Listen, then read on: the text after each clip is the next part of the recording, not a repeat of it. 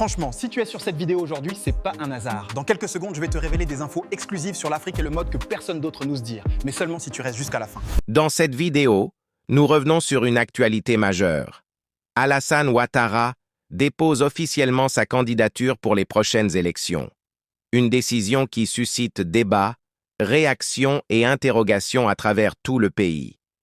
Quels sont les véritables enjeux derrière ce choix? Quels défis politiques, sociaux et économiques se présentent désormais? Et surtout, quelles pourraient être les conséquences pour l'avenir de la Côte d'Ivoire? Restez avec moi jusqu'à la fin pour une analyse claire et équilibrée. N'oubliez pas de liker, de vous abonner et d'activer la cloche pour ne rien manquer de l'actualité politique. Mamadou Touré, cette déclaration de candidature était très attendue, tant elle peut avoir un impact sur l'exercice, sur le calendrier électoral d'ici octobre 2025. Selon vous, quelles sont les motivations politiques et stratégiques derrière cette annonce de candidature du président Ouattara? Mais il a rappelé lui-même, le président de la République. Vous savez, nous sommes rentrés dans un processus d'abord au sein du parti, où à l'occasion donc des pré-congrès et surtout le congrès, nous avons de façon unanime, je parle des militants, des instances du parti, proposé le président comme notre candidat à l'élection présidentielle. À la clôture du congrès, il nous a dit avoir compris le message que nous lui avons envoyé, mais il se donnait le temps donc de réfléchir et de prendre une décision à son âme et conscience. Et il nous a dit clairement, en toute transparence, que cette décision, il l'annoncerait à l'ensemble des Ivoiriens. Parce qu'au-delà du RHDP, vous devez savoir que dans beaucoup de régions, beaucoup de couches sociales ont aussi manifesté leur désir de voir le président se porter candidat. Le président l'a rappelé, il se porte candidat d'abord pour répondre au défi de la stabilité. Et je crois que c'est la principale raison pour laquelle beaucoup d'Ivoiriens ont souhaité qu'il soit candidat. Nous sommes dans une dynamique depuis bientôt 15 ans. Jamais la Côte d'Ivoire, après Houphouët-Boigny, n'a connu une longue période de stabilité politique, économique. Et pour beaucoup de nos concitoyens, il est important de consolider cela. Nous avons aujourd'hui des performances économiques avec un taux moyen de croissance d'autour de 6 à 7% depuis 15 ans. Et cette dynamique économique a permis de réduire donc la pauvreté. Nous sommes passés de 55% à 37%. Cette dynamique économique a permis de multiplier par 3 le PIB de notre pays et de constater aujourd'hui une transformation progressive donc, de notre pays. Les Ivoiriens ont souhaité que le président Ouattara continue dans cette dynamique. On évolue dans un monde. On est tous contemporains de ce qui se passe dans le monde. Toutes les incertitudes qu'on a aujourd'hui, avec d'abord, ça a été la Covid qui a bouleversé complètement l'ordre mondial. Ensuite, aujourd'hui, avec la crise en Ukraine, qui a eu un impact sur les économies de la plupart des pays et surtout l'Afrique. Et nous avons aussi une sous-région qui est en proie à beaucoup de difficultés au niveau sécuritaire.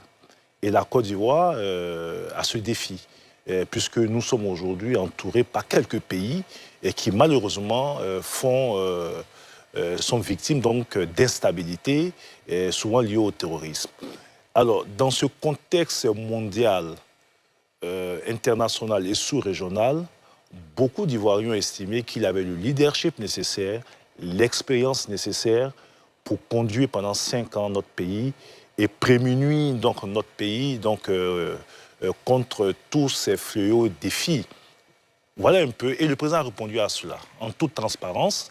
Je voulais dire qu'au niveau des RHDP, nous nous satisfaisons donc de cette réponse que le président a donnée. Ça a été une réponse, une décision difficile pour lui, mais c'est aussi un sacrifice qu'il fait pour son pays. Et nous mesurons l'ampleur et l'enjeu du sacrifice fait par le président. Et je pense que beaucoup d'Ivoiriens sont de cet avis. Et d'ailleurs, vous avez vu dans toutes les villes, que ce soit à l'est, à l'ouest, au centre, au nord, de façon spontanée, des Ivoiriens ont manifesté leur joie relativement à cette annonce. Il nous revient maintenant. Moi, je considère que le président a fait sa part. Il est candidat. Il nous revient maintenant de porter cette candidature et de faire en sorte qu'à l'élection présidentielle à venir, et dès le premier tour, il puisse gagner avec une large majorité donc, de l'électorat, et pour lui donner donc, tout le ressort nécessaire pour faire face aux défis qu'il a lui-même énoncés dans son discours. Très bien. Sylvain Guédé-Debaï, question, analyse? Oui. D'abord, c'est de dire que la réponse qui était attendue et qui a été donnée par le président Ouattara de M. Franguet, parce que nous avons observé tout ce qui a précédé à cette annonce. Il y a eu d'abord le congrès du 22 juin qu'il a évoqué, et puis il y a eu sa réponse qu'on a entendue, où il disait qu'il allait s'accorder un temps de réflexion. Et tout ce temps-là, il a fait durer donc la réponse pour enfin dire que, bon, il s'annonce comme candidat parce que la justification sous-jacente, c'est-à-dire que derrière cette réponse-là, c'est de dire que, bon, en 2 mois, on ne peut pas préparer un candidat pour qu'il puisse être efficace et gagner l'élection. Voilà, ça aussi, ça relève en quelque sorte de la ruse. Mais la question que je voudrais poser à Monsieur le ministre, c'est de savoir, est-ce qu'on est candidat par rapport à ce que prescrit la Constitution, ou bien on est candidat parce qu'on a bien travaillé, parce qu'on est celui-là qui peut barrer tous les vices, qui peut être un levier contre tous les vices qu'il a énumérés.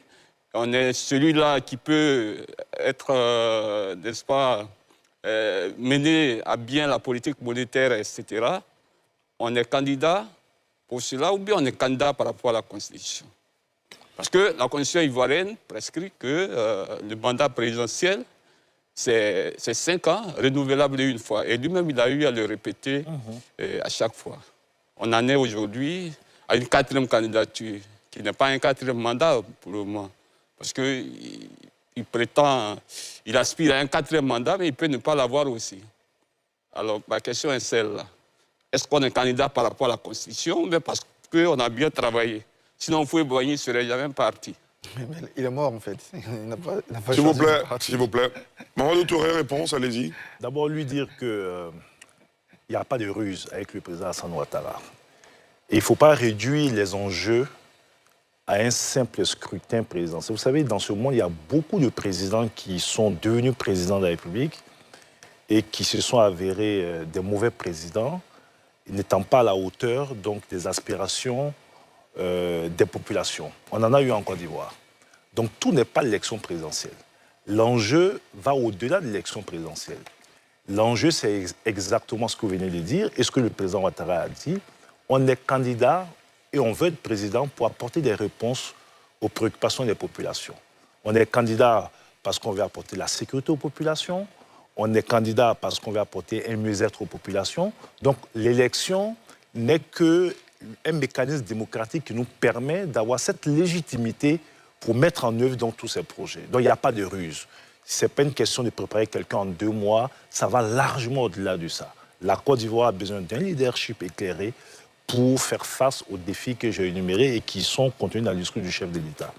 Vous dites, est-ce qu'on est candidat parce qu'on respecte les clauses de la Constitution ou on est candidat parce qu'on veut améliorer les conditions de vie des populations? Mais c'est les deux. L'intention des candidatures, c'est de dire j'aspire à apporter un mieux-être aux populations, mais il faut que cette candidature soit conforme à la Constitution. Elle a dit. La Cour constitutionnelle a considéré que cette nouvelle Constitution, il s'agissait d'une nouvelle Constitution qui consacrait une nouvelle République et donc qui remettait le compteur à zéro et donc M. Ouattara pouvait être candidat. Il a été candidat. Et donc, les 2 mandats du président Ouattara, conformément à la nouvelle Constitution, continuent de courir éventuellement. Et si le président Ouattara est candidat, et si les Ivoiriens, comme on le constate, lui apportent un plébiscite dans les urnes, il fera son 2e mandat et dernier mandat conformément à la Constitution. Donc, il n'y a rien d'illégal. Maintenant, on attend des discours de la part des gens qui rechignent à compétir contre le président Alassane Ouattara. Voilà. En somme, la candidature d'Alassane Ouattara relance le débat politique et ouvre une nouvelle phase décisive pour l'avenir du pays. Entre attentes populaires, enjeux institutionnels et défis sécuritaires, cette décision pourrait redéfinir l'équilibre national dans les mois à venir. Les réactions se multiplient, les analyses s'enchaînent, et chacun tente de comprendre ce que ce choix signifie réellement pour la Côte d'Ivoire. Une chose est sûre, les prochaines élections s'annoncent déterminantes. Mais au-delà des discours et des spéculations, une question demeure essentielle. Cette candidature permettra-t-elle réellement d'assurer stabilité et progrès durable pour la nation? Merci de nous avoir suivis. N'oubliez pas de vous abonner à notre chaîne pour rester informé. Laissez un pouce bleu et activez la cloche. À bientôt.